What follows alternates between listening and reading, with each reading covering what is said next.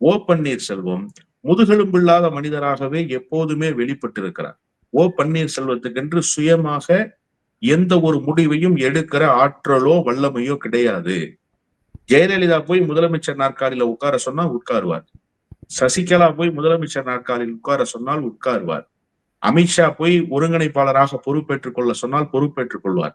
அமித்ஷாவும் மோடியும் எதை சொல்லி ஆளுநர் மூலமாக அனுப்புகிறார்களோ அதை ஆளுநர் இருவருடைய கையை பிடித்து கொடுத்து கணவன் மனைவி போல ஒப்பந்தத்தை செய்து வைத்தால் அந்த ஒப்பந்தத்திலே கையெழுத்திடுவார். அவராக எந்த முடிவையும் சுயமாக எடுத்ததில்லை. ராமநாதபுரத்தில் அவர் களமிறங்க வேண்டும் என்பது கூட பாரதிய ஜனதா கட்சியினுடைய முடிவுதான்.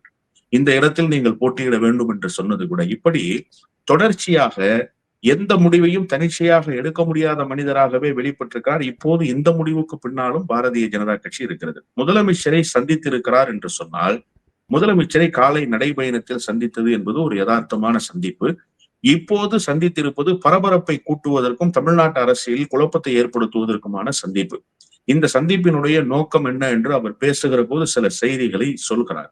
இது அரசியல் இல்லை, அரசியலில் நிரந்தர நண்பனும் இல்லை, நிரந்தர எதிரியும் இல்லை, இப்படியெல்லாம் பேசுகிறார். இதெல்லாம் ஒரு வார்த்தை ஜாலம். இதை வடிவமைத்து கொடுத்தது கூட குருமூர்த்தியும் RSS தரப்பும் தான் என்றுதான் நான் புரிந்து கொள்கிறேன். அதை குறிப்பா நம்ம பார்க்க வேண்டியது திமுக கூட்டணிக்கு நீங்க போகவே மாட்டீங்களா அப்படின்ற செய்தியாளர் கேட்கும் போதுதான் அரசியல்ல நிரந்தர எதிரியும் இல்லை நண்பனும் இல்லை அப்படின்னு சொல்றாருன்னா அப்ப திமுக கூட்டணிக்கு அவர் போகிறார் அப்படின்றத நம்ம எடுத்துக்கலாமா, இல்ல அந்த ஆப்ஷனை ஓப்பனா வச்சிருக்காரா? அவர் வேண்டுமானால் அந்த ஆப்ஷனை ஓப்பனா வச்சுக்கலாம்.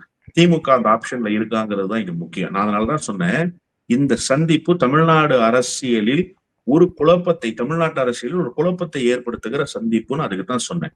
இப்ப இதுல இருந்து நீங்க என்ன புரிஞ்சுக்கணும்னா, ஏதோ திமுகவுக்கு ஓ பன்னீர்செல்வம் தேவைப்படுகிறார் என்பதை போல. ஓ பன்னீர்செல்வத்தை வைத்துக் கொண்டா 2019 திமுக வெற்றியை ஈட்டியது.